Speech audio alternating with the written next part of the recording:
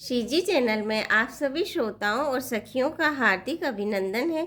कल हमने जाना था कि नारद मुनि नारायण को श्राप देते हैं कि आपका भी स्त्री से वियोग होगा और बंदर ही आपका सहयोग करेंगे।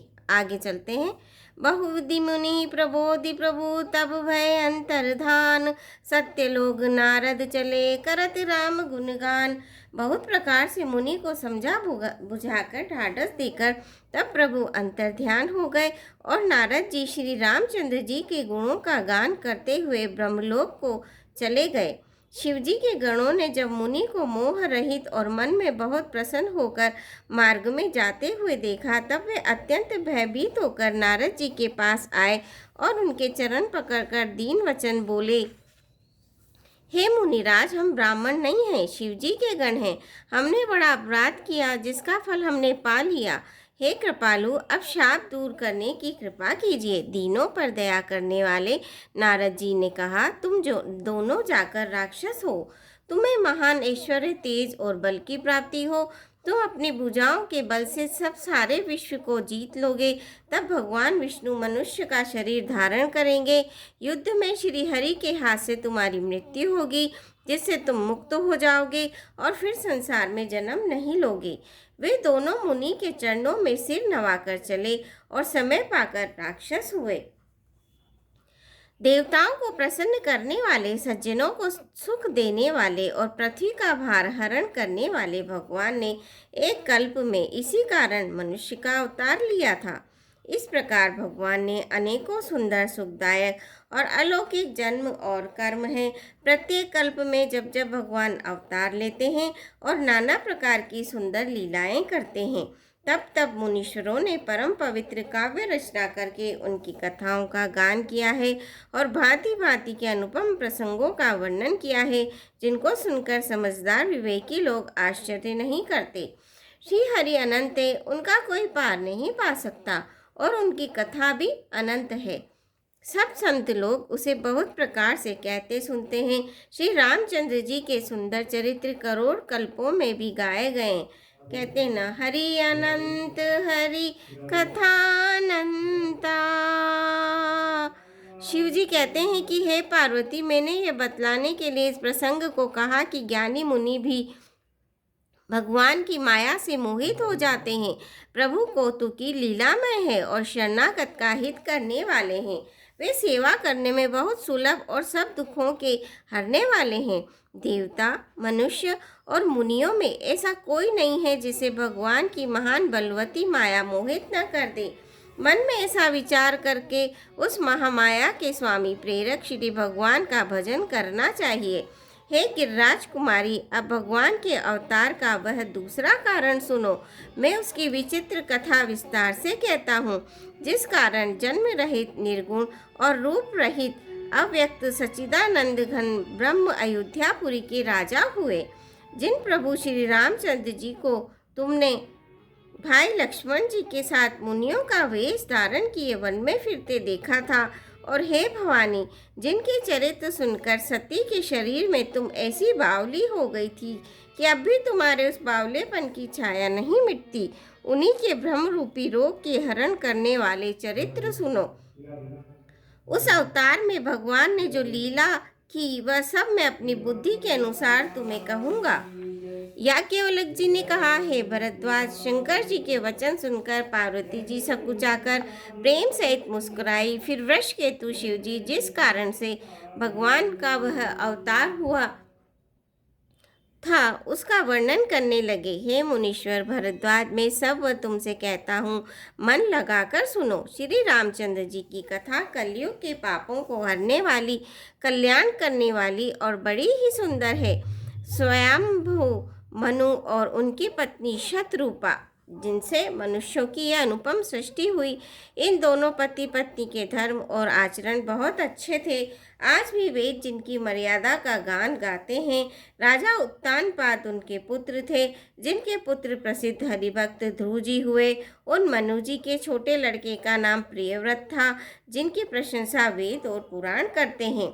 पुनः देवहूति उनकी कन्या थी, जो कदर्म मुनि की प्यारी पत्नी हुई और जिन्होंने आदि देव दीनों पर दया करने वाले समर्थ कृपालु भगवान कपिल को गर्भ में धारण किया। तत्वों का विचार करने में अत्यंत निपुण जिन कपिल भगवान ने सांख्य शास्त्र का प्रकट रूप में वर्णन किया, उन स्वयंभू मनु जी ने बहुत समय तक राज्य किया और सब प्रकार से भगवान की आज्ञा का पालन किया। घर में रहते बुढ़ापा आ गया, परंतु विषयों से वैराग्य नहीं होता। इस बात को सोचकर उनके मन में बड़ा दुख हुआ कि श्री हरि की भक्ति बिना जन्म यूं ही चला गया। तब मनु जी ने अपने पुत्र को जबरदस्ती राज्य देकर स्वयं स्त्री सहित वन को गमन किया। अत्यंत पवित्र और साधकों को सिद्धि देने वाले तीर्थों में श्रेष्ठ नैमिषारण्य प्रसिद्ध है। वहाँ मुनियों और सिद्धों के समूह बसते हैं। राजा मनु हृदय में हर्षित होकर वहीं चले। वे धीर बुद्धि वाले राजा रानी मार्ग में जाते हुए ऐसे सुशोभित हो रहे थे मानो ज्ञान और भक्ति ही शरीर धारण किए जा रहे हों। चलते चलते वे गोमती के किनारे जा पहुँचे। हर्षित होकर उन्होंने निर्मल जल में स्नान किया। उनको धर्म धुरंधर राजर्षि जानकर सिद्ध और ज्ञानी मुनि उनसे मिलने आए। जहाँ तहाँ सुंदर तीर्थ थे। मुनियों के आदर पूर्वक सभी तीर्थ उनको करा दिए। उनका शरीर दुर्बल हो गया। वे मुनियों से वल्कल वस्त्र धारण करते थे और संतों के समाज में नित्य पुराण सुनते थे और द्वादशाक्षर मंत्र ओम नमो भगवते वासुदेव का प्रेम सहित जप करते थे।